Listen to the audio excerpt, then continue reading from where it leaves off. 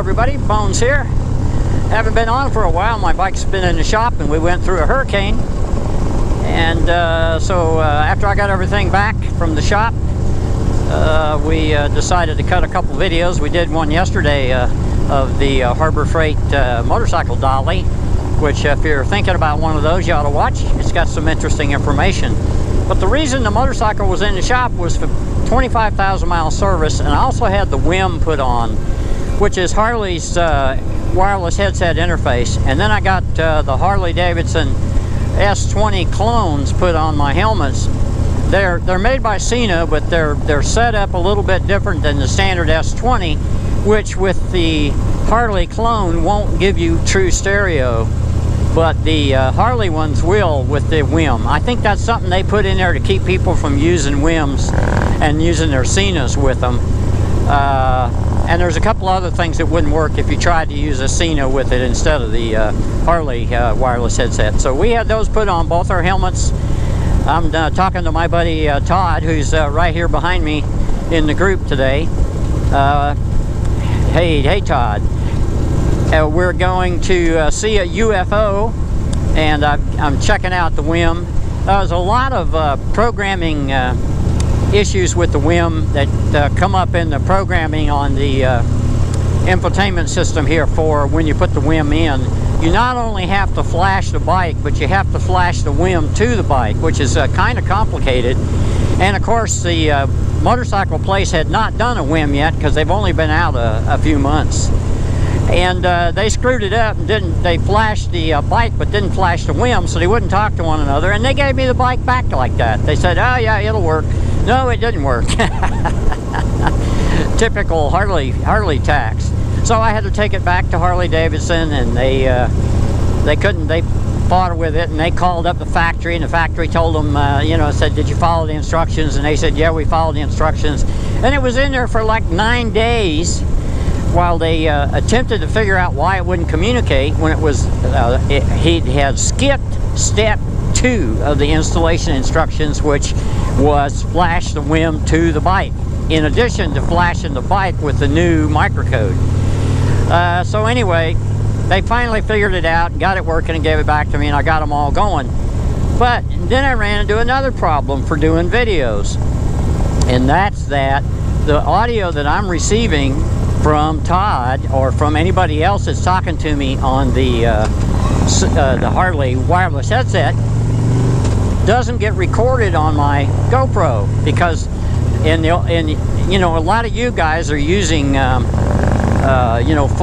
4s and earlier with the backpack on them, which you can interface with the Cena, which is really nice. So that way you can have all the conversation between the bikers, and you can do your narration and you hear your navigation and all that stuff. Well, I have a Hero 5. It doesn't let you run the backpack. It has to have a special adapter. So you can't really use the Hero 5 with the Cena. You can't use it with the Harley wireless headsets. So I'm still working that out. Cena says they're gonna come out with a new adapter. They think that'll work with the GoPro 5s and 6s, because they're starting to lose business on the backpacks because people have gone to 5 and 6s. So that's the last thing that I've got to get working right, but everything else seems to work pretty good. The initial problem I had with these Harley Cena clones was that I couldn't hear anything.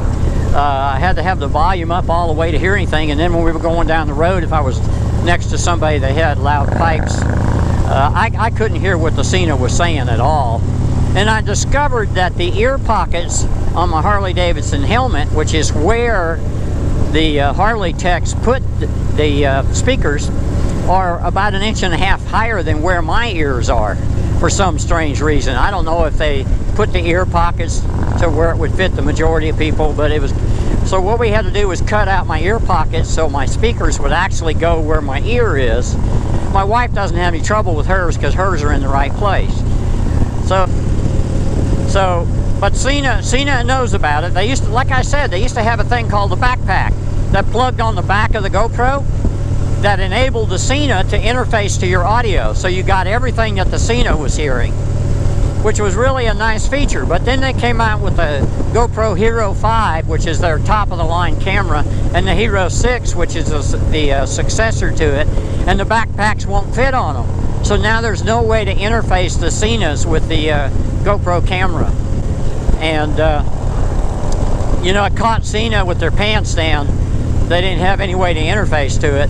And then Harley came out with the WHIM, which is the wireless computer interface module that lets you talk with a Cena product into the motorcycle. I can actually talk to the motorcycle.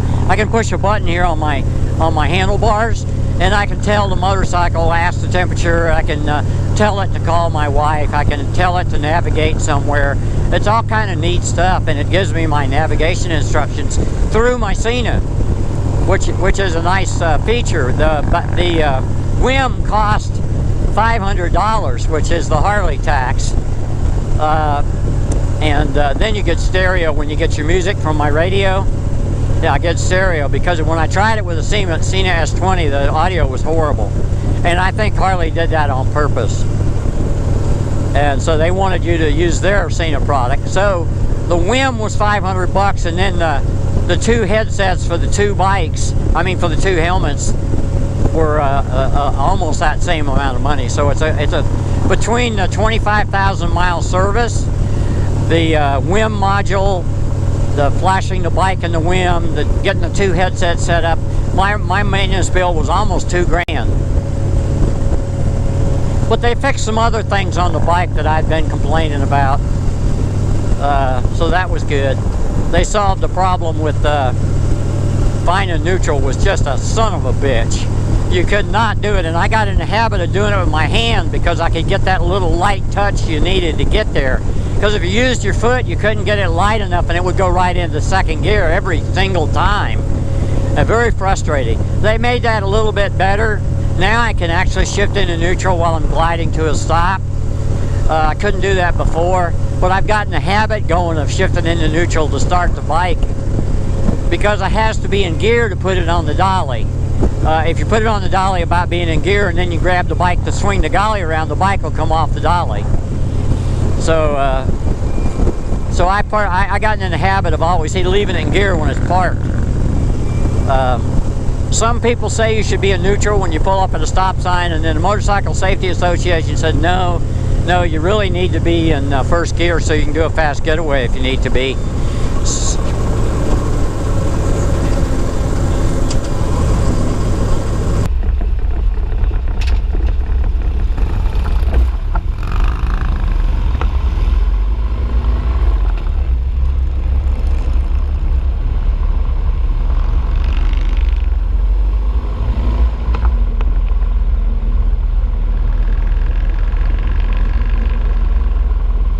I want to give a shout out to Harley Trek. He's been having a tough time of it. I wish you'd go visit his YouTube page and listen to what he has to say. He's a good guy, and we need to give him all the help we can. Well, if you're wondering where the UFO went, I think I mentioned it at the start. Here it is. We rode 90 miles for this thing. It's amazing the excuses people will make to go on a motorcycle ride, and this was ours today. Have a nice day, everybody. Enjoy the UFO, and make sure you ride safe.